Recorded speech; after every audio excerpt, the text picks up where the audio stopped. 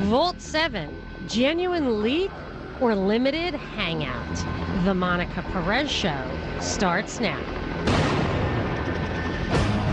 This is Monica Perez, your libertarian voice on News 95.5 and AM 750 WSB. Every Saturday from 3 to 6. I am back at my regular time for the duration. So here I am. You can count on it.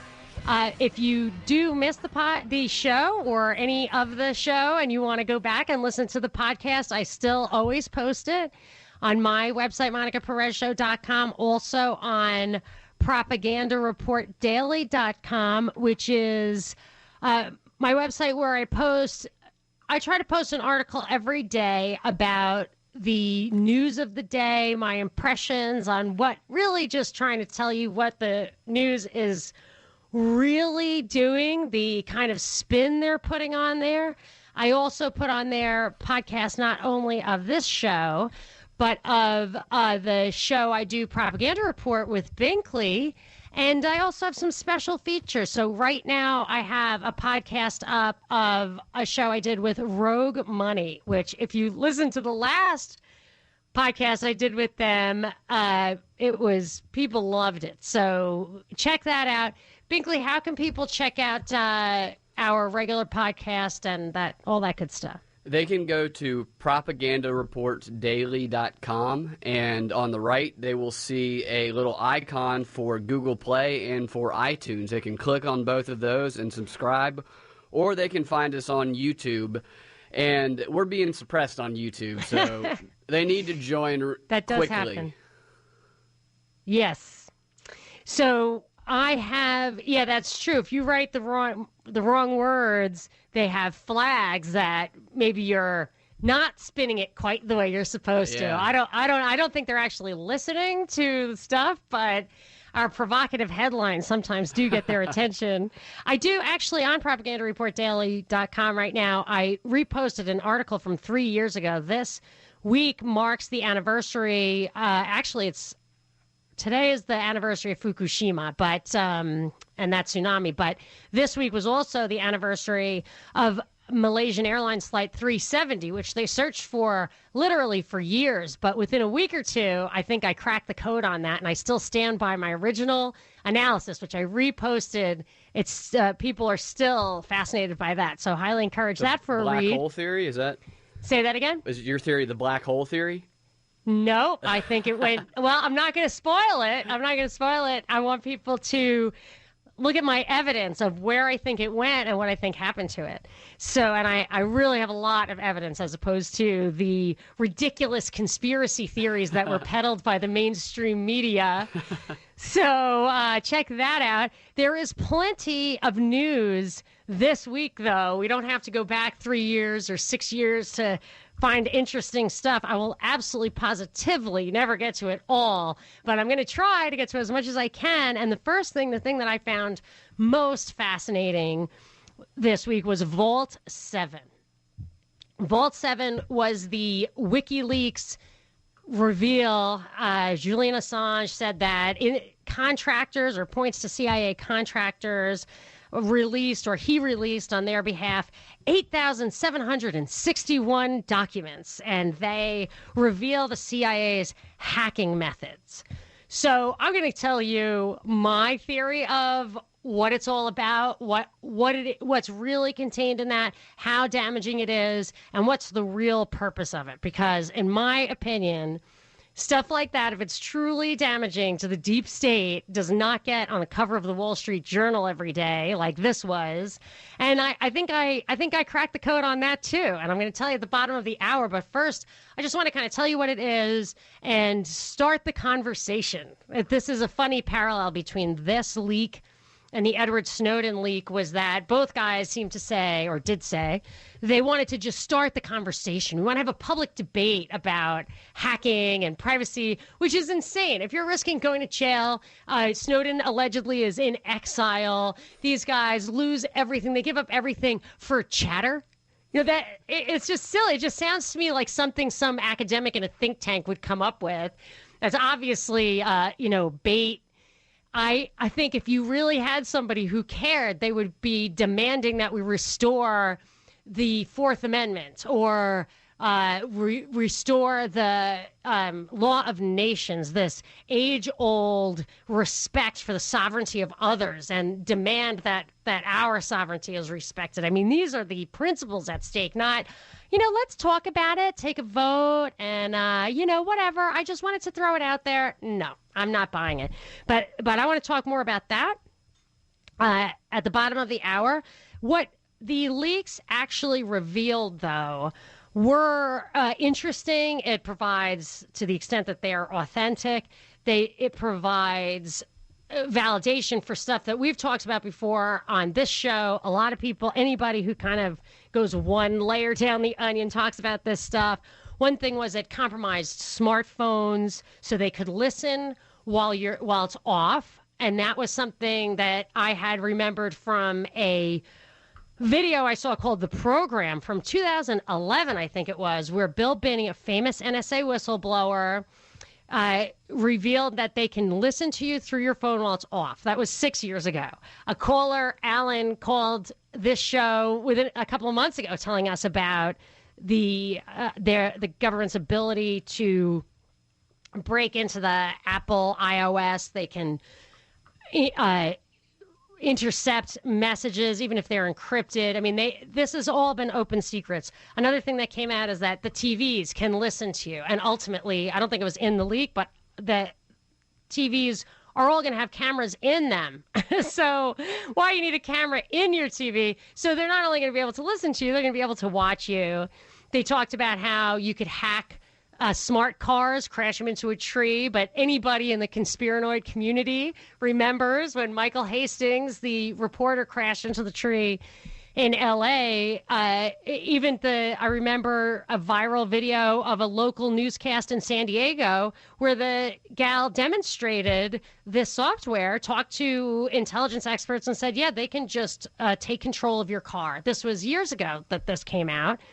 And also that they could mask the source of hacks. So if we are told that Russia has evidence, that we have evidence that Russia was responsible for the Hillary hack into her email because the IP address points right to Russia, we've had whistleblowers telling us for months now it would never point right to Russia. Russia has this technology too. They would point it back to the CIA. So so all this stuff was absolutely open secrets, and it's still making waves. But now that people realize for sure it's happening, I think it has a chilling effect. So when Snowden came out and he said that they're reading your emails, even I started being careful about my emails. I, who share my most controversial thoughts with you on the air, I'm not writing them down in emails anymore. But I feel like the fact that they're listening to us in our own kitchens with your Alexa or your Echo, it's making people not speak freely in their own homes. My kids reacted that way, and I'm wondering how you're reacting to that. Do you think that's a real phenomenon? Do you chill your speech? 404-872-0750, 1-800-WSB Talk. You could tweet at me at Monica Perez Show. I tweeted about this earlier today. Binkley, do you have any thoughts from the tweets? Yeah, Dean tweets self-censorship. Yes, it's this concept of the panopticon, which I've talked about before. I talked about it a lot after Edward Snowden. It was a Jeremy Bentham idea from, I think, the 19th century or earlier, where if you think that you are being watched, whether or not you can see the watcher, you curb your behavior. You act like you're being watched, and just there doesn't even have to be a watcher for that to effectively stifle, in this case, political debate or teaching your own children about the right to, for civil disobedience, stuff like that. What else you got? The bitter one tweets, "Shh, Skynet can hear you." That's a Terminator reference, is it not? Yeah. So that's, when you look at this stuff, you can't help but recognize what they call predictive programming. They make movies like Terminator, TV shows like Westworld with artificial intelligence robots who are indistinguishable from human beings, don't even know they're robots. This is the kind of stuff that I feel. I read an article in the Journal this week. AI, artificial intelligence, will change the world. You'll just get used to speaking your desires, and your little robot or whatever in your house is going to respond to it, which of course means that it's always listening. It's always listening to you. So my husband now unplugs the Alexa, which we got as a gift. We got Alexa as a gift. We got 2 Alexas as a gift. Wow. Yeah, it reminds me of the SpongeBob movie where Plankton hands out these chum buckets, but they're really secretly mind control devices. So you think you got a free chum bucket, but by the end of it, everybody is enslaved by his electronic society. So I am curious to know if anybody else has that feeling. You have an Alexa. Do you want to turn it off? You want to, as my preference would be to smash it with a hammer. I don't know. 404-872-0750, 1-800-WSB-TALK. You can tweet at me at Monica Perez Show. Monica Perez on News 95.5 and AM 750 WSB. 55 and overcast outside the studio, a 7 on the Mellish meter. And don't forget, tonight is the beginning of daylight savings time, so set your clocks ahead an hour. Weekend weather is brought to you by Shoemate Heating and Air. I'm talking about Vault 7, but open to other topics. 404-872-0750. 1-800-WSB-TALK. You can tweet at me at Monica Perez Show. I'm going to Steve incoming. Hi, Steve. You're on with Monica. Hey. First of all, full disclosure, I am a libertarian, and I am a ex-intelligence person of sorts, and so one of the comments that, and I agree with what you say, but last week you made the statement about the Navy budget. I think you made the comment about Trump being aboard the USS Gerald Ford, and what does that got to do with the fight in ISIS? And correct me if I'm wrong. But, well, I had that conversation in that he wanted to expand the Navy, and I was pointing to a Brzezinski article in the New York Times saying that he thinks we should be prepared to blockade Russia's maritime commerce, and I thought that was the real reason behind Trump's desire. And that could be, but I think you also made this comment is, and again, I'm paraphrasing, what does that have to do with ISIS? Well, no, I just didn't think we needed to have the largest Navy since World War II in the fight against ISIS. I feel like there's something else going on there. I think there's a lot of noise about war going on right now that isn't just to increase spending. I think there's a real risk. I have to get to a break, but I do want to get back on the Vault 7 talk. But I will say this idea of justifying increased defense spending is part of the reason I think the Vault 7 reveal leak is a limited hangout. 404-872-0750, 1-800-WSB-TALK. You can tweet at me at Monica Perez Show. It's a madhouse! A madhouse! Monica Perez on News 95.5 and AM 750 WSB. And the Libertarian Voice on WSB, Saturdays from 3 to 6. For what we've been talking about is this Vault 7, which is the WikiLeaks reveal of CIA hacking operations. And we had a call before the break that brought up what I was talking about last week about a massive increase in defense spending, biggest Navy since the World Wars, that kind of thing. And this, believe it or not, this Vault 7 leak folds into an overarching picture of defense spending that I want to share with you. So I'm going to Binkley, do you have any tweets? I still want to talk about the impact. So Vault 7, one of the reveals from Vault 7, which came out this week, was that the CIA can listen to you. Now, the CIA turns outward. It's not supposed to be listening to U.S. citizens, but the NSA does it too, according to the NSA whistleblower Bill Binney. Certainly they have the capabilities of it. They can listen to what's going on in your house through your phone, even when it's off. And now that we have Alexas and Echoes, those things are really designed to never be off because if you say their name, they respond immediately. And so obviously they're always listening. And I wonder if this kind of a leak, this kind of a discussion gets us to not have normal conversations. So when I talk to my kids, or they have brought up to me separately, that they worry that they can be heard, or like when they are talking to their friends online that somebody's listening. And I always tell them, you should be careful. You should always be careful. I was raised growing up, never write in a letter something you don't want to come back to haunt you. Never, be caught in a picture you don't want other people to see 20 years from now. So these were words to live by. I had 8 older brothers and sisters, and I guess they learned the hard way about the technology of their time. But I tell my kids, watch what you say. And I often think like the only place you can really talk is like in a bathroom. And then I suspect that this transgender conversation about bathrooms will result in surveillance in bathrooms too. I mean, it's coming. They have this now shot spotter where they're putting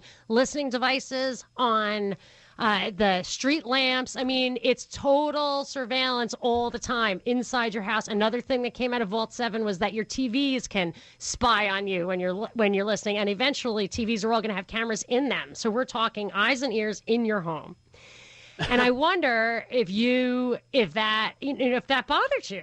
404-872-0750, 1-800-WSB Talk. You can tweet at me at Monica Perez Show. Binkley, we've been having this conversation. Tweets are coming in. I'll take in on any of that kind of broad range of topics there. Nathan just tweeted that we log into our Alexa account and we see all kinds of conversations that were recorded with no trigger word or anything. It's scary. Ours was unplugged weeks ago. No way. Because that's what I said. My husband's like, just unplug it. I actually heard my husband say to my kids, and I've said this before, my husband is just, what you see is what you get. Like, I love him to death, but he's never peeling the onion. I don't think he has an onion. Like, he's just, he's just what you see is what you get. And I heard him tell the kids, like, don't speak freely around the Alexa. Like, because of mom's work. I mean, I think that's what he was saying. Like, but the crazy thing is I say this stuff on the air, and I'm like actually less worried about that. I really just don't like the idea that you're off, that in your own home, like your kids and stuff, how are they going to explore thoughts especially about these un-PC and PC memes? They can't actually have any honest conversations about, well, why do people say that? Like, what is the transgender thing? They don't even feel comfortable asking questions like that in their own home. So, and I told my husband, it's like, unplugging it's probably not going to be enough. And that is when the smash it with a hammer idea came up. But they were free. We got 2 of them on separate like corporate events, free. It's crazy. I feel like there's another example besides the SpongeBob movie where they just give it away free, and then everybody has this thing in their house that they didn't really mean to have, and then things go horribly wrong. So what, anything else? You had anything else before I dive in? Ridgway tweets that he likes to dress his Alexa in a little police or spy outfit. Oh, that's a good one. There were a couple of different people tweeted me videos. I thought it was the same video, but it was a couple of different videos saying, talking to the Alexa. One asked if she worked for the CIA. One asked if she worked for the government. There was like trying to ask it like, what are you listening to me when you're not supposed to? All this kind of stuff. And it was answering. This is a funny thing. It was answering in a way like, that question doesn't make sense to me. And it reminded me of the show that you and I have both watched, Westworld on HBO, which is about robots who don't even know they're robots. And when they see something anomalous, something that doesn't fit with their made-up world, which is like a Western, it's like an amusement park, but it's like a cross between an amusement park and a video game from the Old West. And when the androids are exposed to something that would reveal the artificialness of their environment, they say, that doesn't mean anything to me. That doesn't mean anything to me. And that was like what Alexa was saying. It was like, do you work for the CIA, Alexa? I don't understand that question. And I was like, whoa, she is Dolores. Like, she's the character from Westworld. It's also like Humans, that other show where they have the robots living in the house. The people look at it. I haven't seen that one yet, and that I think is free. Like, Westworld is HBO. I want to see Humans, and Westworld isn't coming back for like another year. So, I don't know. But let me explain and tell me, Binkley, if this makes sense to you. Sometimes I need the, that's way too deep, slow down, kind of put the brakes on. Here's the thing. So when I saw this Vault 7 thing coming out of the box, I thought this leak, I immediately thought, if it makes sense to techies in the world, like in the regular private guys, it's got to be previous generations of stuff, because I know that the CIA, for example, has stuff 10 years in advance, at least, probably much more, stuff that we don't get at all. So I immediately thought, this is past generation stuff. It's not going to hurt anybody to have these leaks out there.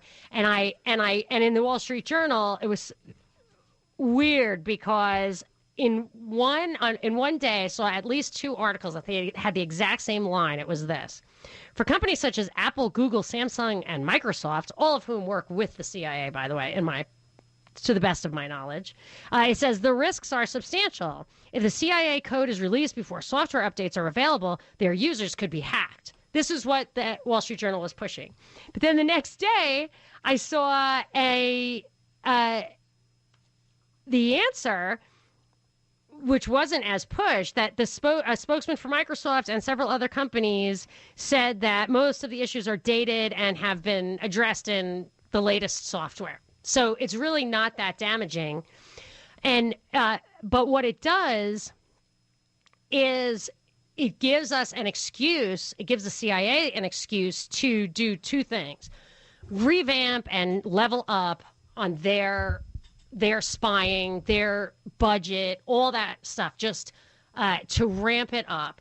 And the other thing, which I saw coming with the Michael Flynn stuff, when Trump came out and said it's the leaks are the story, the leaks are the story, I knew that it would be, the 2.0 version of Obama's insider threat program, where and I noticed this too when Trump wanted to consolidate and streamline and tighten up the intelligence agencies.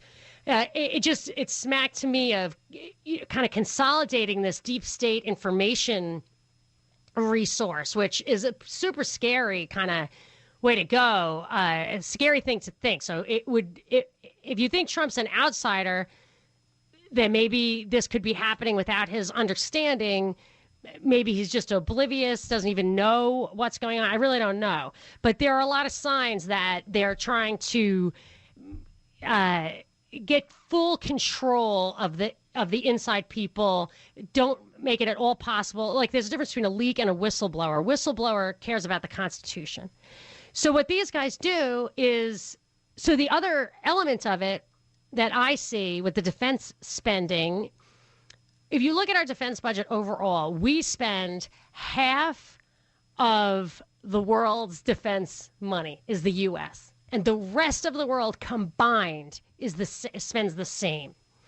So how do you really justify what Trump just described as the greatest increase in defense spending ever? The strongest Navy since the World Wars.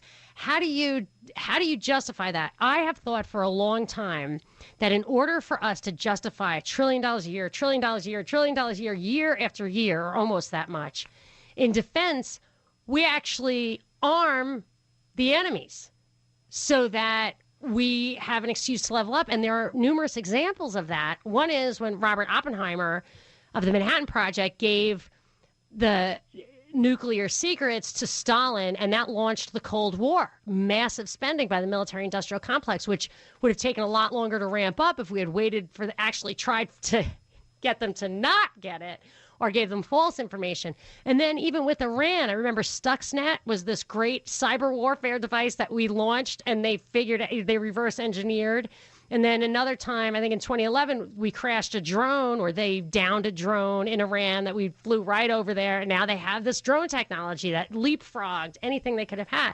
Same thing with this. We give everybody these hacking devices, hacking information, and it gives the CIA or whatever, our cyber warfare people an excuse to massively increase defense spending and bring to another generation that we don't even need or wouldn't have needed. So that's so. I guess I have to take a break, and then that was a lot to unpack. So what do you think, Binkley? How should I unpack that coming up? Give me one kind of zinger that I can We've lost our advantage in warfare because of the leaks, so now we need to spend more money to regain our advantage. Yeah. I think that's, in a nutshell, what the point would be, what the meme coming out of this. I think there are probably some other memes, too. I feel like there are other purposes to what I'm going to call the limited hangout. I'll explain to you what a limited hangout is in spy speak, straight out of my glossary. Oh, I know. So we've got a little nugget coming up. 404-872-0750, 1-800-WSB-TALK. You can tweet at me at Monica Perez Show. Monica Perez on News 95.5 and AM 750 WSB. 61 is the high today, 40 the low overnight. And don't forget, it is the beginning of daylight savings time, so set your clock ahead 1 hour. The weekend weather is brought to you by Shoemate Heating and Air, and we are talking about Vault 7. Vault 7 is this Wikileaks leak that tops Edward Snowden and by coincidence picks up where Snowden left off. So Edward Snowden gave us all this insider information from the NSA. In 2013, he came out, and then it all should have dried up after that. It kept coming out after, but he no longer had access to that information, so it really had to end there. This is a little bit better, it has a little more legs because it starts in 2013, but because the individuals have not been revealed, they can go on forever, and I'm thinking it will. Assange said something, if I recall correctly, like this is just 1% of it, so get ready for a long one. Buckle your seatbelt. But I think it's a limited hangout. I think that this stuff is put out there. It has some negative impact, or it looks to on its face. Oh, the CIA is bad. Let's talk about that. And maybe that is a real possibility. Let's talk about that. If you want to talk about the possibility that the CIA is really under fire now, maybe it's Binkley thinks it's Trump's backdoor to getting rid of the CIA, maybe. Let's talk about that at the top of the hour, 404-872-0750 or 1-800-WSB-TALK. You can tweet at me at Monica Perez Show. But the limited hangout where you hang some stuff out there that is against your interests or appears to be, but ultimately it serves a better goal. And the goal would be, in my mind, that they can revamp everything because now their enemies have all of these, they have all of their hacking secrets. Now they have a plausible argument that ISIS and Iran and any kind of second-rate power can attack us on our own terms. And what do we have to do? We have to tighten up. No more, the government has to implement security on our behalf, work hand in hand with tech companies, unlike when it was viruses, where McAfee, as a private guy, protected us from viruses. It's a private companies can do it half the time. The problem is the government won't let them tighten the stuff up because they insist on having backdoors. So I think this is really not what it appears to be, but there are a lot of possible interpretations of it even on those terms. So give me a call, 404-872-0750, 1-800-WSB-TALK, and I'll read some tweets after the break at Monica Perez Show. This is your last chance. After this, there is no turning back. You take the blue pill.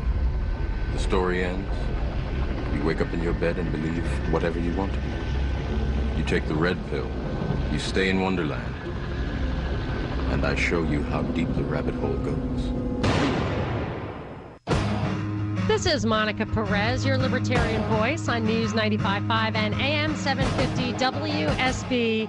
Every Saturday from 3 to 6, I am back at my regular time for the duration, but even then, you can't always tune in the whole time. So I do post my podcast commercial free, which is a courtesy that WSB extends to me, and I appreciate.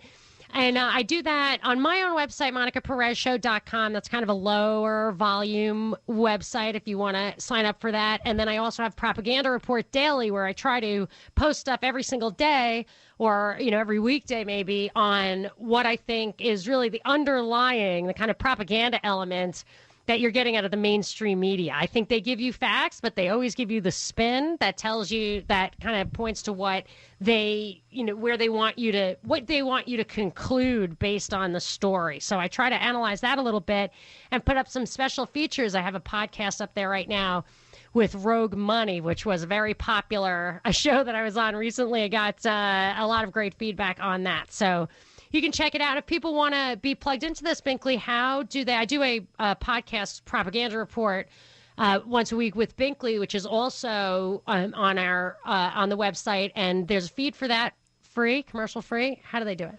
Go to propagandareportdaily.com, and on the right you'll see two little icons. One of them is for iTunes, the other is for Google Play. Click on them, subscribe, leave us some feedback, ratings.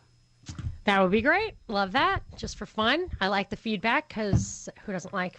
I like good feedback. I'm like Trump. Like if you're not, if you're not going to vote for me, don't vote. I love that. That's my favorite. So what we're talking about now today, what I think the big story is, there are a few things this week. Maybe we can get to some other stuff too. But Vault 7 was a big leak by Wikileaks put it out, and supposedly it was contractors who work for the CIA and revealed the CIA's hacking techniques. Now, my working theory is that this stuff is previous generation stuff, meaning it's stuff that the devices it's talking about have already guarded against with new updates, security updates. They talk about Apple, Google, Microsoft, all those guys.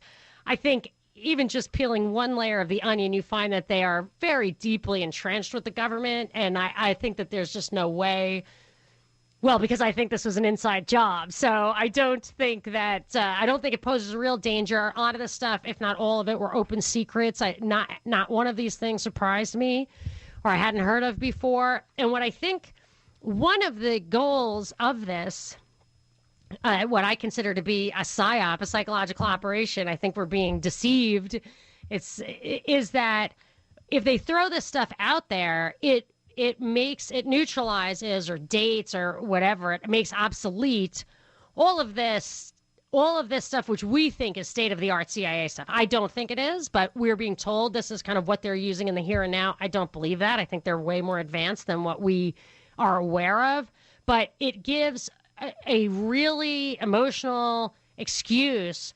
People start getting scared, whatever. They're afraid that their stuff can get hacked into. It gives an excuse for the government to upgrade all of their hacking stuff, to spend a lot of money on cyber defense.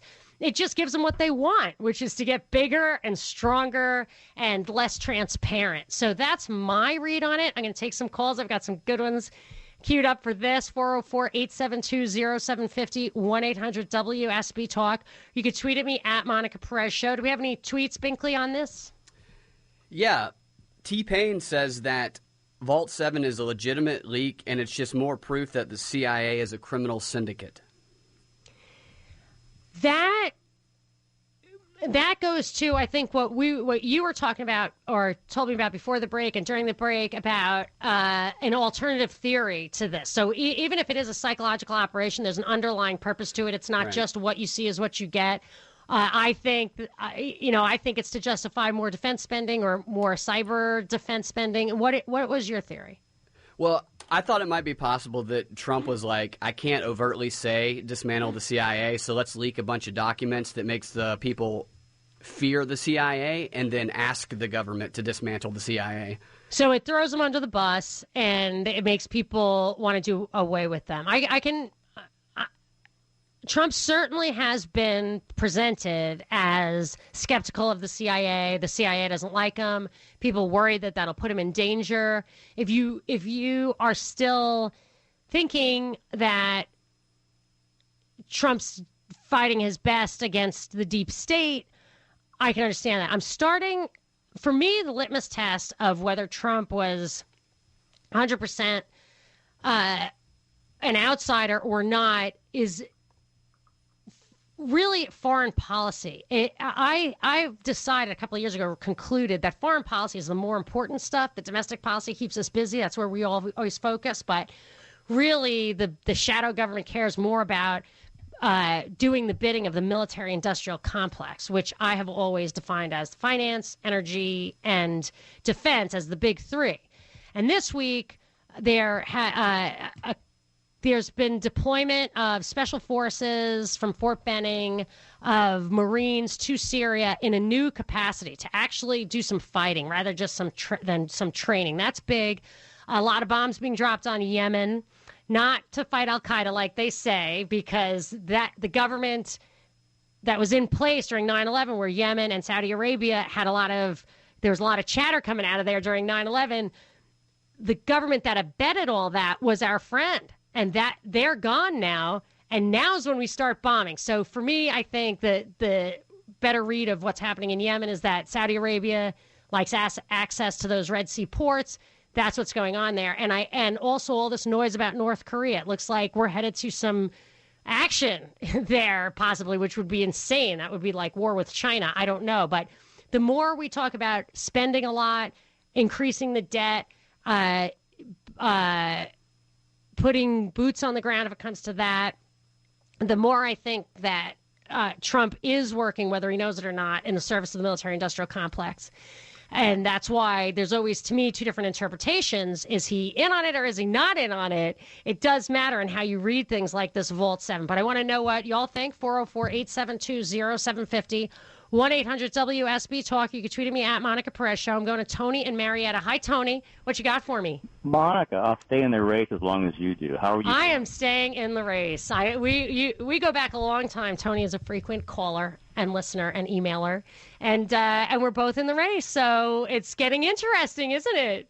Yes. There's some new horses in this race. Yeah. Kudos to your last statement about the technology. The only thing you left out, which I'm going to help you put a piece of the puzzle in, is the longevity of this technology. When I was on active duty back in '97, a lot of this stuff was available at the State Department level. This stuff that you're seeing now in Vault 7. Yes. What year was that, did you say? '97. Wow. Yeah, that's what I'm under the impression, that the CIA is minimum 10 to 20 years ahead of what makes sense to us. The fact that techies are looking at this stuff and understanding it means to me it's previous generation. It's old technology, and there's a segment, I just want to add this into, there's a segment of our society that I would venture to say that it doesn't take much for them to say, give up our rights, protect us. They scare easily. So I think. Go ahead. I saw in the Wikipedia entry of Vault 7, they had why they would just put this random quote in there. It says that a senior, some guy I never heard of, said, our digital security has been compromised because the CIA has been stockpiling vulnerabilities rather than working with companies to patch them. The United States is supposed to have a process that helps secure our digital services and devices. The vulnerabilities equities process. But I'm thinking, why does the government have to have that? McAfee helped us with the viruses. These are private companies. They're more than competent to handle this stuff. And if the government got out of their way, it probably would be totally secure. Yeah, there's more to it than people are being led to believe. This whole leak of information, I wouldn't take it at face value. I would go beyond. What do you have a little nugget of interpretation you can share with us? Yeah, I'm going to go back to the days when I used to be a wild child. I had a woman tell me one time that she could tell when a man was lying. His lips were moving. Oh, whew! I really thought that was going to go blue there, Tony. I was like, where's the drop button? Okay, so, yes. So you were a smooth talker, Tone. Long time ago. Long time ago. So the point I'm trying to get at is that I wouldn't trust anything that comes out. I would keep your critical thinking hat on at all times. Yeah, I'm working on that, and I do my best to keep my critical thinking hat on. But I have to say the campaign, the outcome of the election last year really threw me for a loop. I think that I'm not as confident in my first pass interpretation of events that I don't think are what you see is what you get, but I feel like I have to think a little harder now, which I already thought I thought too much already. But it's very interesting, and I'm dying to hear what CJ has to say. Calls from Indiana, so I'll get to that after the break. 404-872-0750, 1-800-WSB Talk. You can tweet at me at Monica Perez Show. Monica Perez on News 95.5 and AM 750 WSB. Showers likely and colder tomorrow. High forecast of 51. And don't forget tonight to set your clocks forward 1 hour for daylight savings time. Weekend weather is brought to you by Shoemate Heating and Air. We're talking about Vault 7, the big WikiLeaks reveal. Tops Edward Snowden in volume and depth, supposedly. I don't know. I don't take stuff like that at face value. Do you? 404-872-0750, 1-800-WSB Talk. You can tweet at me at Monica Perez Show. I'm going to CJ in Indiana. Cool. Hey, You're Monica, on the air. CJ, enjoying today's show. Thank you. What you got? Contribute.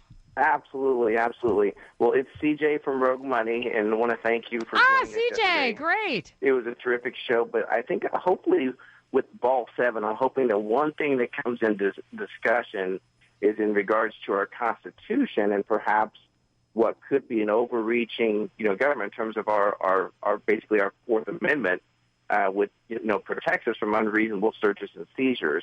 And we may even see some court cases that goes back if it even gets acknowledged that this is a true leak, that these things exist. And there's been court cases before in the past where the government has released or even prosecuted based upon the belief that they do not want to reveal their technologies. Oh, that's so interesting. So maybe this opens the door to let people actually have their day in court. That's interesting because there was a guy, Nacho, who went to jail for 4 years. He was the CEO of Quest, and he would not cooperate with the warrantless wiretapping. And they put him in jail for insider trading. And he said he had defensive evidence that they had framed him out of retaliation for not cooperating. And he was denied that evidence in court because they said for national security reasons. Now, this probably doesn't apply to that, but that's an interesting angle that you bring up. And I have one more angle. I do have to cut to a break, but that's so awesome that you called CJ, because CJ is one of the guys from Rogue Money. I did a couple of interviews with them. You can go to my website, propagandareportdaily.com, and click through to that, listen to the podcast of it on YouTube. But the other thing I'm thinking is, the other legal issue here is this is the CIA hacking who knows what, foreign companies, foreign countries. Do we authorize our agents in government to use our money and our authority to violate the sovereignty, the private property of people outside our borders? That's a seriously destabilizing position. It's why American exceptionalism, an exception to sovereignty, does not sit well with me. What do you think? 404-872-0750, 1-800-WSB Talk. You can tweet at me at Monica Perez Show. You maniacs! You blew it up! Monica Perez on News 95.5 and AM 750 WSB. I am back Saturdays 3 to 6 for the duration, but you can also find other stuff of mine, articles, podcasts of this show, podcasts I do with Binkley. I just got a call from CJ before the break. He's a guy from Rogue Money, a great show. They broadcast that live every day on YouTube, and then you can hear the podcast after. I love doing shows with them. I've got one posted right now on propagandareportdaily.com. And Binkley, I will just quickly say, or you tell them quickly how they can subscribe to that, and then I want to get back to our topic. They can go to propagandareportdaily.com and click on the iTunes or the Google Play icons on the right. All righty. And I will tell you, and you can, so if you subscribe to the blog, you'll get an email every time I post. And I try to post an article virtually every day, maybe every other day. So if you like that and you want to be alerted, go ahead and sign up. But what we're talking about now is Vault 7. And that's kind of right in my wheelhouse because it's evidence, even if it is a limited hangout, which I think it is, like a leak that was leaked on purpose, hang stuff out there that makes the CIA look bad. It's limited. It doesn't tell you everything there is to know about the CIA. It doesn't. I mean, it may be the dog that doesn't bark that's actually proof of my theory in that it actually doesn't have anything in there that's super damaging. All it's going to do is allow the CIA to reduce the transparency and increase the spending, level up. I think it works right in their favor. But it's in my wheelhouse because these are things that I've been talking about for a long time, including this idea that your devices can listen to you in your house off. And that actually really bothers me. I don't know if that really bothers anybody else, but it really, I mean, Binkley, do you think about it all the time? I think about it all the time. Yeah, I talk trash to all my appliances as I walk by them. You're yelling at Alexa. Yeah. You're saying really awful things to Alexa. Just in case anybody's listening. Which is going to be used against you. You know, you could say, I just have this theory that now we're all like un-PC, totally reacting, saying people are using slurs left and right, saying all this stuff, and it's all getting downloaded to the Fusion Center in Utah, and their voice to text is putting it all away. And then when the left is back in power, there's a Nuremberg. You know, everybody gets offed because they use un-PC language, and there's proof of it everywhere. That's what Alexa is for, as a repository for all the foul things that you know what the funny thing is, you can even say the stuff, not mean it. Like if you try to make a joke, you can see the politicians do that. They say some stupid joke, and then it's like, can you believe that Donald Trump called for Chuck Schumer to be investigated for Russian spying because he had a donut with Putin? Well, did you see that tweet? It was a tweet. It was so hilarious. Yeah. Trump tweeted a picture of Chuck Schumer having a donut with Putin like 15 years ago. And he's like, see, Chuck Schumer's a Russian spy. I took it as a joke, you know? And then I saw an article in some mainstream media outlet like, it's outrageous. Donald Trump accuses Chuck Schumer of Russian spying. And I was like, it was just a joke. But that's how I feel. Like you can't even, it really sucks up your humor. Yeah. And I was taught that from my uncle was a priest. And when I was a kid, I remember him saying, if you don't have standards, if you're just a subjectivist, like liberals, you know, he didn't like liberals, said if you're just a subjectivist, like people on the left, that your humor goes away because humor is a contradiction of what the norms. And if you're like anything goes, there are no norms. How can you make a joke? You know, how can anything be unexpected if you're trained to not react to the unexpected? Like, hey, whatever goes, you know, if you want whatever. Yeah, our Alexias are going to start telling us that those are really insensitive comments. It could be, yes, you might. And our Android's going to be a protected class. Like that's going to be. Didn't somebody tweeted? I noticed over the last day or two. I think it was Dean. Like in Europe, they're talking about giving them rights. Like you can't mistreat them.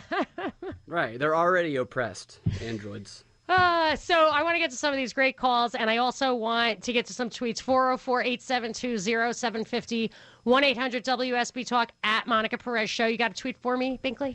I do. Calvin says, so what do we do with the CIA spying on us for the past 5 to 8 years? Live the rest of our lives in fear?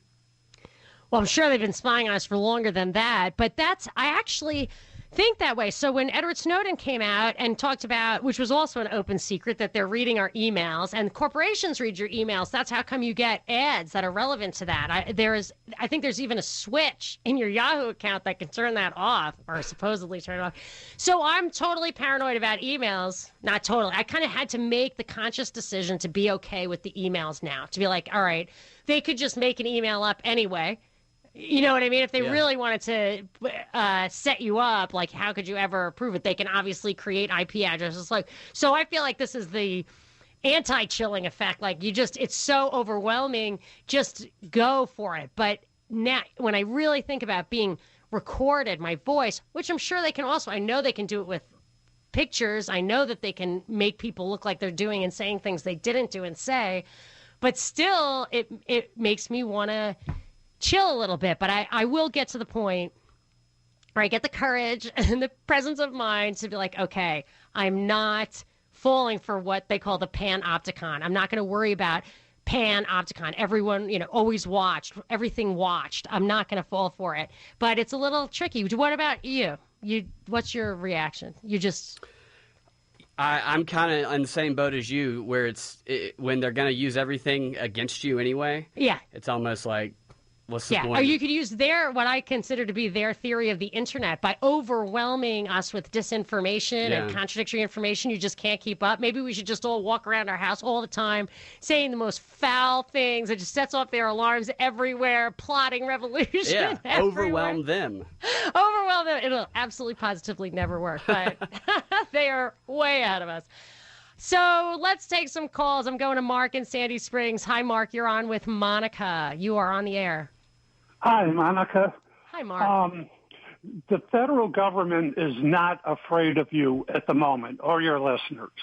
Great. The reason why I say that is I think that if you even come close to hitting the nail on the head, that they will react. I'll tell you, Mark, when I was absolutely, completely, totally wrong about Trump being like the foil for Hillary to win, like when I realized how wrong I was about that, I was so happy. Because I was like, oh, I'm totally safe. I'm no threat to anybody. Really? But, if going with everything that I've been hearing the past hour, if Snowden was that bad for the country, we know that Russia is filthy with CIA agents. Don't you think they would have got him by now? Brian Williams had an interview with him in Moscow a couple of years ago, and I remember saying, hello, people, this can't be real, because he's like on America's Most Wanted, and Brian Williams just slips in there and puts it on network television. And then people are like, but are you suggesting that Brian Williams would lie? And I was like, yes, I am. And then where's Brian Williams, So I think that's complete baloney, the whole Edward Snowden thing. I just do, and I predicted why. At the time, I said he was talking about metadata collection and stuff under the USA Patriot Act, which wasn't even really legal, and the Patriot Act was expiring. And I said, by the end of this, we'll be so used to it that they'll institutionalize it. They'll make it a law that it's fine. We'll be so used to it after 2 years of talking about it. And then they had the USA Freedom Act, which not only institutionalized it, it pushed it down, that metadata collection, to the private level. So there's no even question of having to get a warrant before the fact. Right. We've already gotten used to it. Yes. And just the normal working person is, hey, this doesn't bother me. I go to work every day. This doesn't affect me in any way. So what's the big deal? Yeah, I agree with that. But here's what I think ultimately the big deal is it goes where you get used to it. They continue to amass the power. And then when they have all the power, like this is how I feel about the Second Amendment. People in other countries are like, look, our government didn't go totalitarian when we give up our guns. And I'm like, yeah, because we have our guns and we'll never give them up if there's a living example of it somewhere else. But the second we lose our guns, the whole entire world can crack down. It's like a turnkey totalitarian state. And all these little things build up. They never abuse their power until there's the point of no return. So that I'm with you on that point. I'm going to Cordell in Decatur. Hey, Cordell, you're on with Monica. Hey, yeah, not including all of the things that you guys talked about, I just want to add one more layer to it.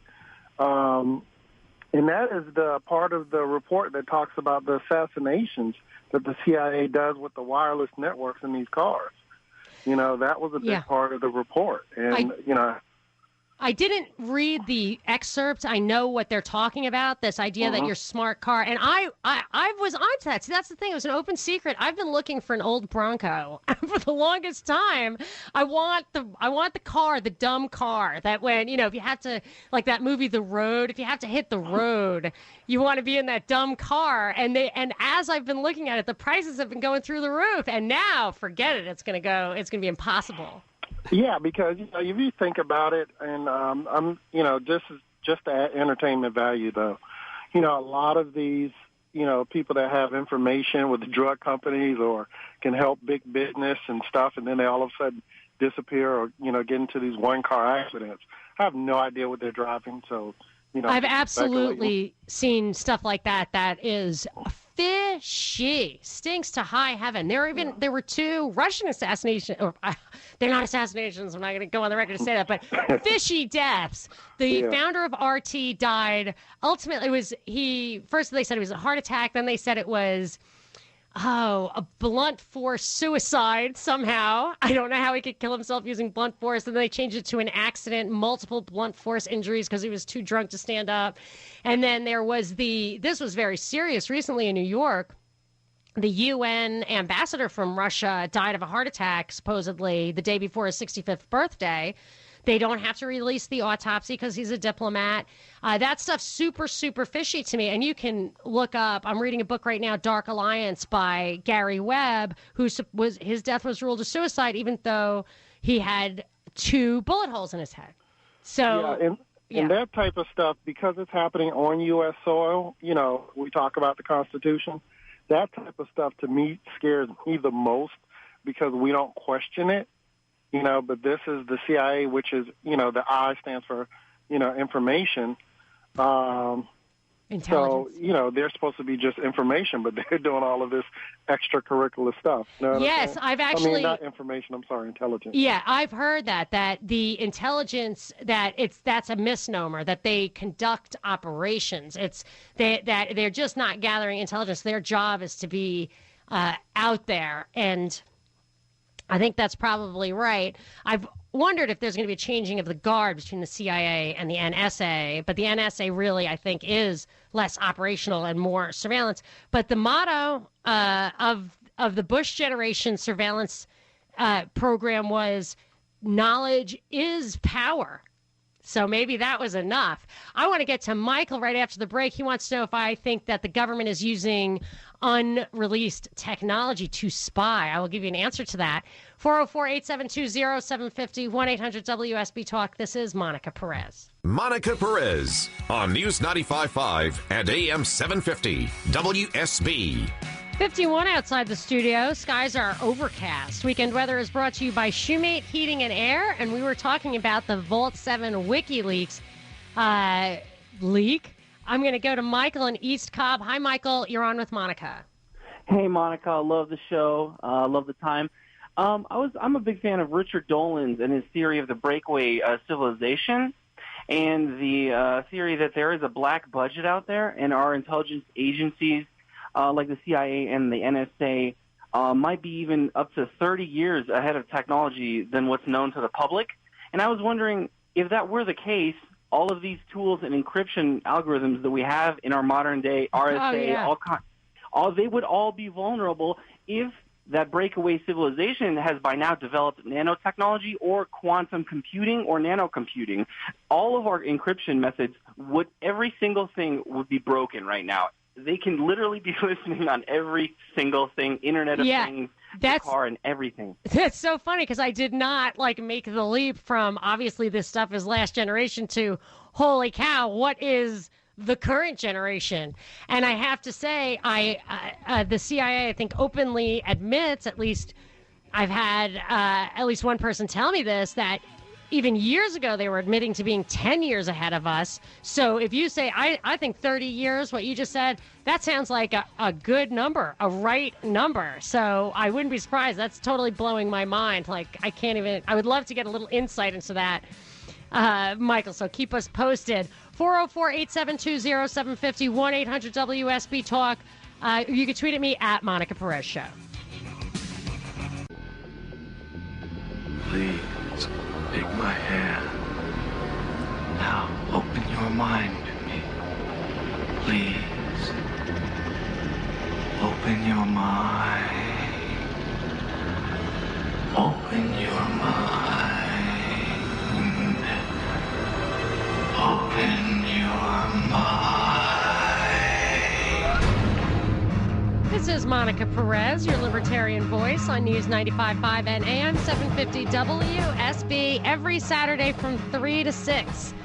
I am back at my normal time for the duration, so you can always tune in if you want to hear it live, if you want to hear the podcast after the fact. I usually get that up Monday or Tuesday, and I put that on Propaganda Report Daily, along with some weekly podcast I do called The Propaganda Report with my producer, Binkley. And tell them how they can find that, Binkley. Go to propagandareportdaily.com and click on the iTunes or the Google Play icon on the right. Subscribe, rate, and like us. There you go. And I have a special feature up on the website right now. Very special. I had this live conversation with Rogue Money. CJ called earlier, and people, just the first time I did a show with them, they loved it. So this is the second time. I think you're going to love it. Check that out. And what we have been talking about is this Vault 7 release. And I just got a call before the break. I wish I had had more time with Michael talking about the technology. And I think he's right about this. Like, there's basically no doubt in my mind, just from inside sources, that their technology, the CIA and whoever, behind the scenes guys, are anyone whose technology is a reflection of U.S. government spending on technology is so far ahead of us that we probably can't even conceive of it. So I remember, and he was saying something about nanotechnology, and I remember a couple of years ago, Krista DeViaz, who's Clark Howard's producer and was my producer at the time, we used to talk about this stuff all the time.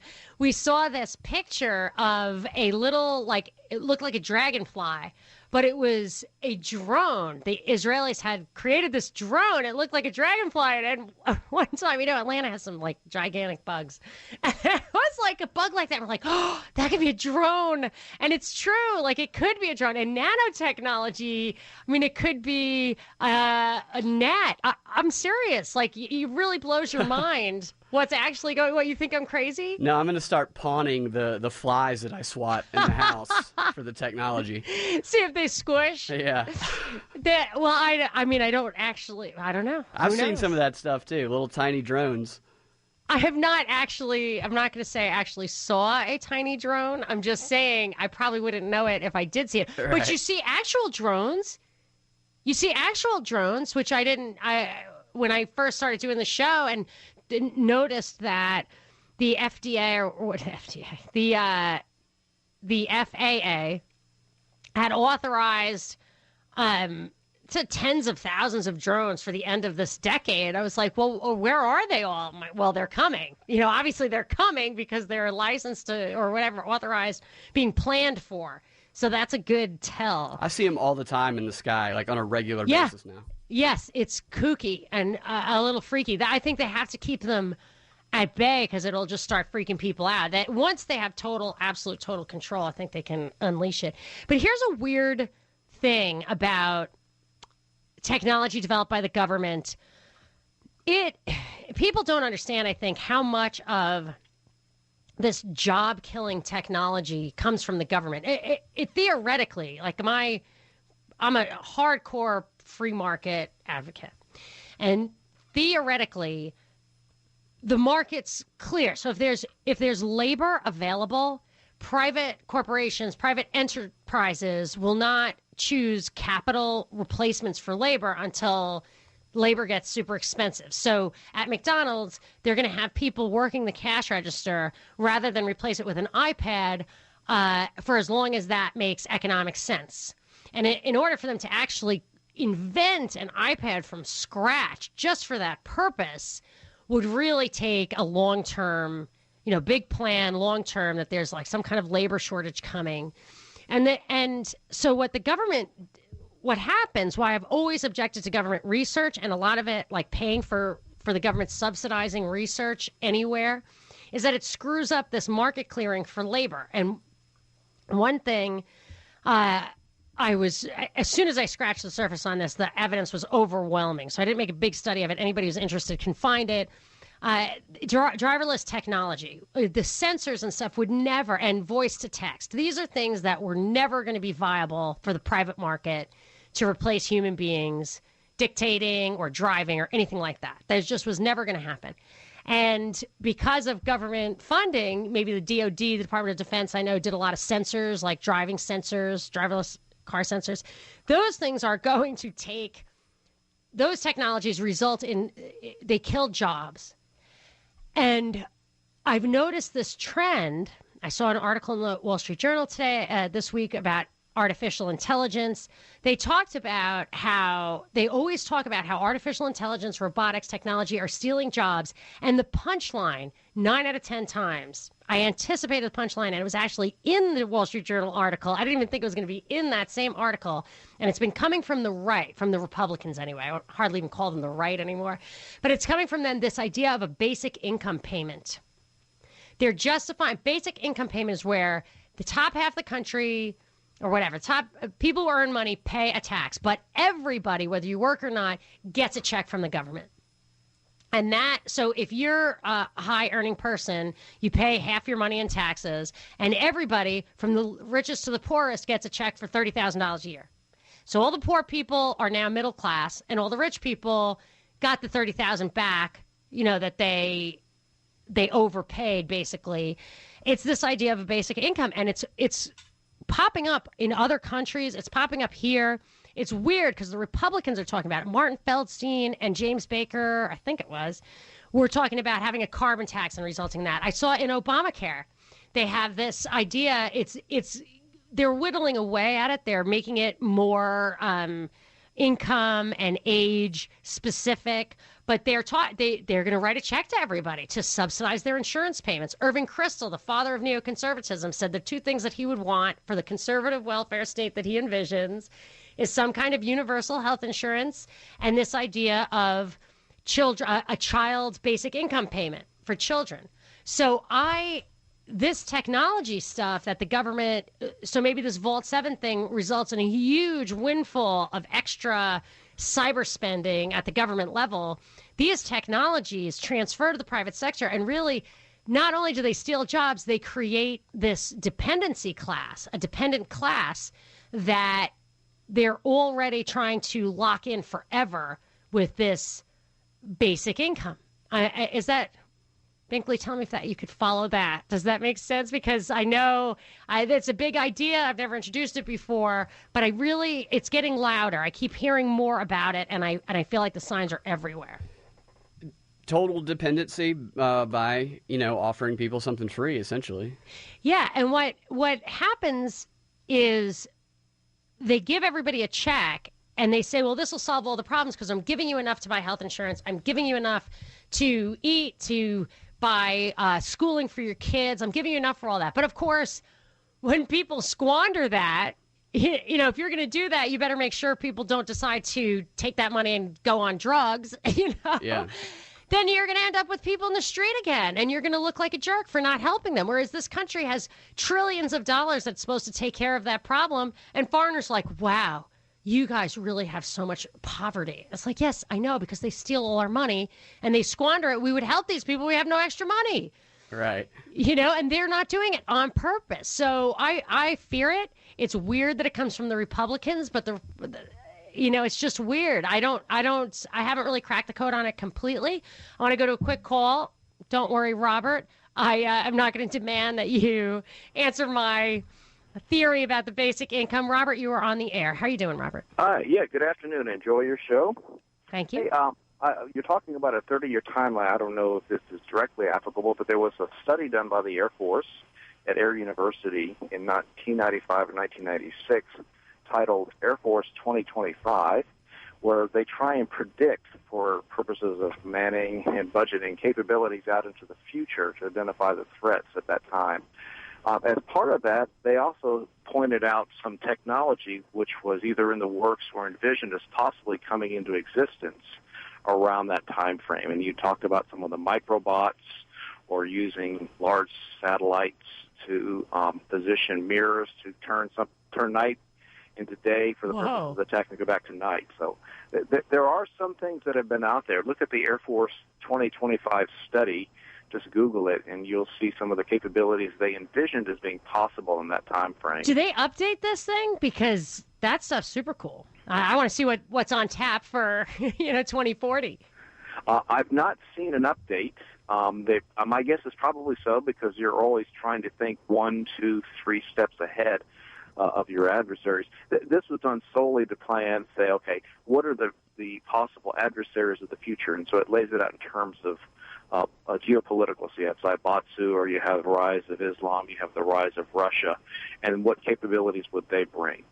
That's interesting, because sometimes when I read this stuff, like Zbigniew Brzezinski wrote about this America in the Technotronic era, about how we would have a highly controlled society where everything, your three-dimensional life history could be brought up with a keystroke by some operator in some data center somewhere, which is all coming true. But I think he wanted you to think he was predicting it. I think he was planning it. I think this stuff is sometimes they're blueprints more than just expectations. But I totally want to dig into that. Got to take a break. Be right back. 800 WSB Talk at Monica Perez Show. Monica Perez on News 95.5 and AM 750 WSB. High today of 61. Tomorrow's high is 51. The weekend weather is brought to you by Shoemate Heating and Air, and I have a McDonald's weekend prize pack for you. A pair of tickets to see Boston in concert with special guest Joan Jett, July 19th at Verizon Amphitheater, produced by Live Nation. And a pair of tickets to see Foreigner in concert with special guests Cheap Trick and Jason Bonham's Led Zeppelin Experience, July 29th at Chastain Park Amphitheater, produced by Live Nation. The first to call 404-741-0750 gets that, and I have time to go to Matt in Atlanta. Hi, Matt. You're on with Monica. Hi. Sorry, this is actually Max. Oh, hey, Max with an X? Yes, with an X. Okay, Max. Lay it on me. Well, I was calling. You were mentioning earlier, specifically, I believe it was McDonald's, about replacing the cashiers, the workers there, with, iPads or similar technology. Yeah. And then you spoke for a little while on a universal basic income. Yeah. I was wondering if you thought that sort of development would be inevitable with the current rate of automation. Well, I think the funny thing is they're acting like it's a response to automation, but the automation is being driven by the policymakers, and this is a big government policy. I wrote a little bit about it. I recently wrote an article when James Baker and Martin Feldstein, like two high-ranking GOP affiliates, were saying have a carbon tax and use that for basic income payment. It was just absolutely insane, in my opinion. You can I wrote the article. It's on propagandareportdaily.com. So I've been following it, and I feel like, is it inevitable? I think we have to fight against it. That is definitely how it's going. They had an actual referendum about it in Switzerland. They're talking about it in the French elections. They're talking about it in India. I just, with a quick search, I could see it popping up everywhere. And theoretically, I can understand how it's a better alternative from if you're going to live in a welfare state anyway, because it gives people more free choices so they can have, it's more efficient in that way. But like the way they're using it in Obamacare, which is surely they're going to make them buy health insurance. And if you read Irving Kristol's book, it's really an expose of the true nature of the Republican Party right now. He talks about how the conservative welfare state is just forcing people to spend their money on certain things. I want to talk a little bit more about the basic income payment after the break, because it's an interesting topic, and it might sneak up on us. 404-872-0750, 1-800-WSB Talk, or you can tweet at me at Monica Perez Show. You got me excited, because this would truly be both an adventure and a learning experience. Monica Perez on News 95.5 and AM 750 WSB. I am your libertarian voice on WSB every Saturday from 3 to 6, back on track with my regular schedule. And we were talking about Vault 7, which is this big WikiLeaks dump of CIA hacking tools. And the conversation turned to how much further advanced the government is than what we're aware of, that this stuff is obviously obsolete. Those are not their current tools. We probably could hardly comprehend what they actually are capable of. And that led me to talk about a little bit of how the government takes all this money through the Defense Department, research at universities, stuff like that, and they invest, even just having an R&D tax deduction, research and development at corporate level.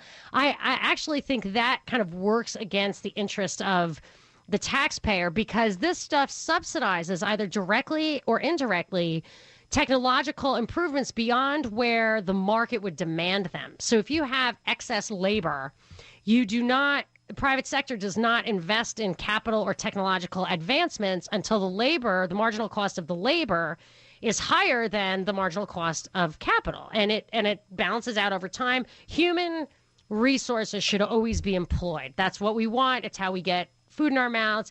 And because the wage rates adjust to that, you're always going to have basically maybe not perfect employment, but you're going to have a lot more employment than you have now. I mean, you can look at unemployment rates at 4, 5, 6%, but really look at the tens of millions of people who, for whatever reason, are not out there working. So they're not using their abilities and being self-sufficient and all that. So here is the government making technologies that subsidize the replacement of labor with capital and technology, and it creates the systemic unemployment.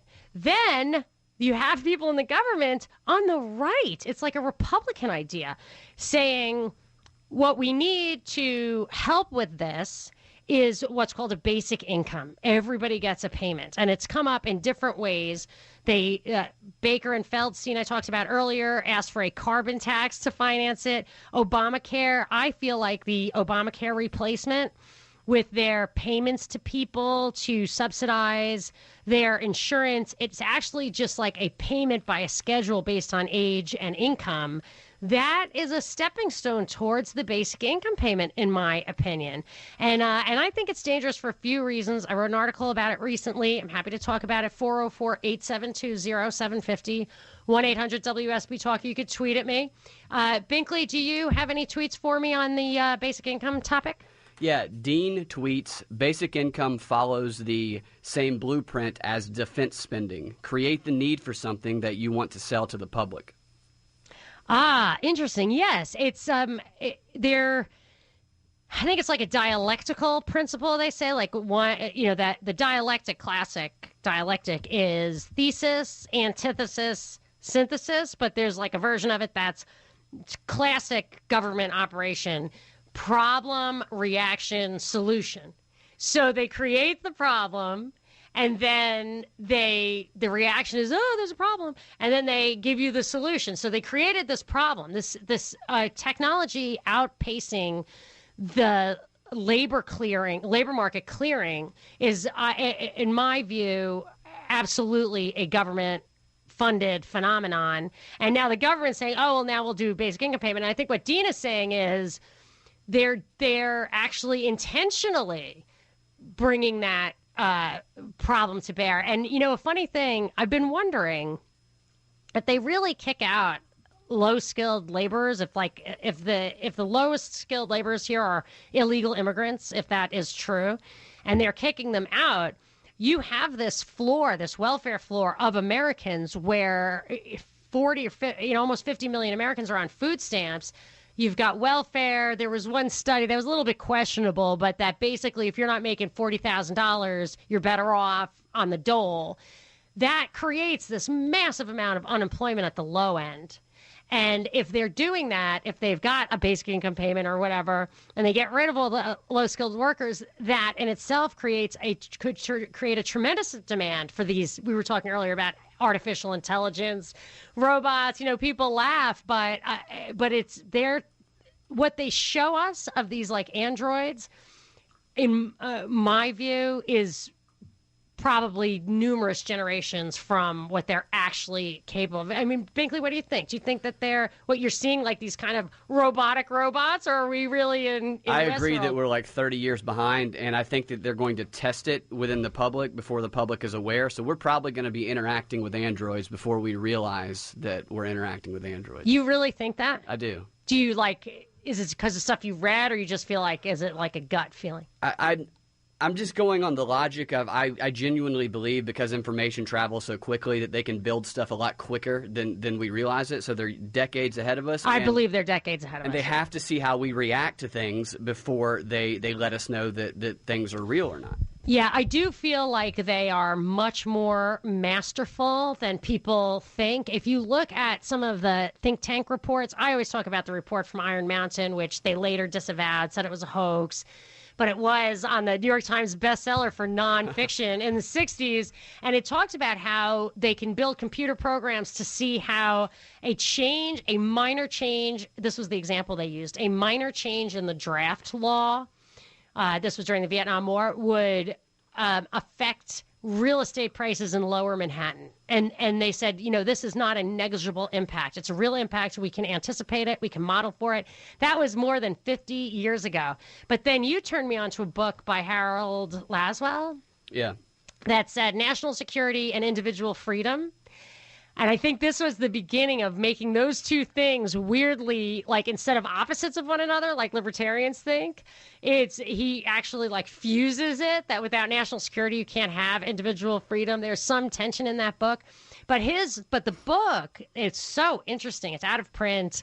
It's a little bit of a dry slog, I have to confess, but I did get through it. And what he talks about towards the end is how we should set up this pervasive network of think tanks, also infiltrate communities with like city council members and stuff to talk this way about this stuff. And it was very deliberate. He was a Yale professor. He was writing this for that high level audience on behalf actually of corporate sponsors. It was like big corporations that were behind this, and it was very explicit about how this. And it was like generous. Like, we need to mold society for the good of society, and this is how we're going to do it. People need to be shepherded through this process. It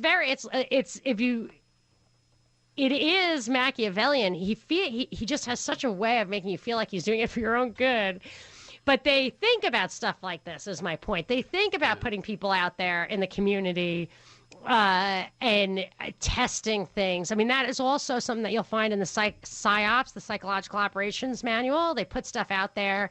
They see how they react. They tweak it. You can expand a PSYOP if it looks good. You can pull it back if it doesn't. I think Edward Snowden got the green light, like at every vector, every inflection point. It was just like, this is working like a charm. Go, go, go. Because then all of a sudden there was a movie about him. This is a guy who had like a 10-minute interview in a hotel, and they're like, oh, actually, we had spent weeks following him around with these super expensive cameras, and now we made a movie and won an Oscar. It's like, really, that's definitely not what happened.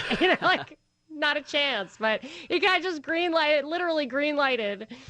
So yes, I think that's probably right. And that's probably what these movies, Westworld, the TV shows Westworld and Humans, are there to get us kind of like thinking about it. Questions about it, yeah. Yeah. So should we? Well, I guess we probably don't have any tweets on that because that was a little impromptu. But we have any tweets on the basic income stuff going back to that? Yeah, JBX tweets, basic income. We can only hope that's true. People will think that guy is saying he wants a basic income. And my feeling is that the people who want that they feel, it was in Our Enemy, the State by Albert J. Knox, like an 80-page book. It was so good. So was a report from Iron Mountain, like 80 pages. He said, I had to puzzle over this line for so long. And finally I was like, yes, I get it. What he said was, we will always have this problem, this tension, whatever we're talking about right now.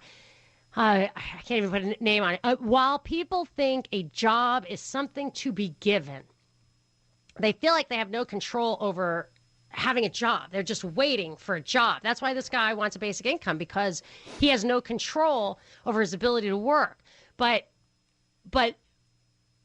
everyone will work. I mean, everyone can work. I mean, everybody can make hamburgers or sandwiches or drive you around on their bicycle or whatever if the government got out of the way. And ultimately, even if you couldn't, you could.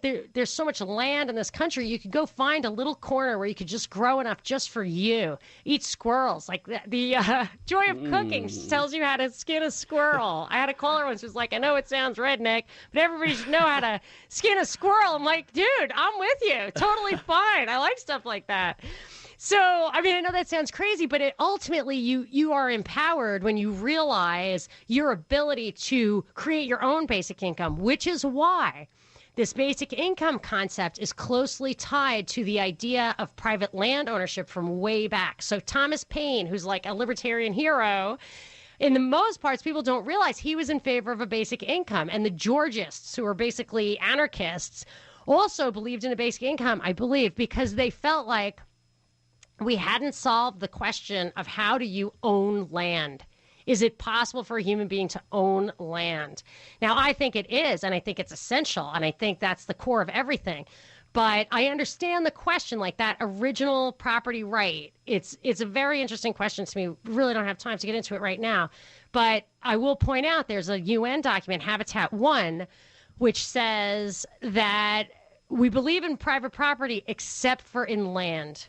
We want no private ownership of land. And if you look at that as the backdrop for these policies, environmental policy, stuff like that, these smart cities, centralized cities, taking your driving away, driverless cars, everything that disconnects you from autonomy, from being able to take care of yourself, from living where you want to live out in the world on some land and being able to grow your own food. That they know that ultimately, if you don't have that basic ability to grow your own food, they do control your ability to feed yourself, your ability to have a job. Basic income is just another way for them to just control it right out of the box. But ultimately, it comes from them, from you not being able to go out there and forge your own way, think outside the box. And I know, Binkley, even though I have to take a break, I know that you're a big think outside the box guy. And, that people shouldn't feel constrained by the four walls around us. But I think that in reality, the powers that be want to cut off all of these options for us. And that's a very theoretical way of saying I'm opposed to the basic income payment. And I will wrap it up after the break. This is Monica Perez. Monica Perez on News 95.5 and AM 750 WSB.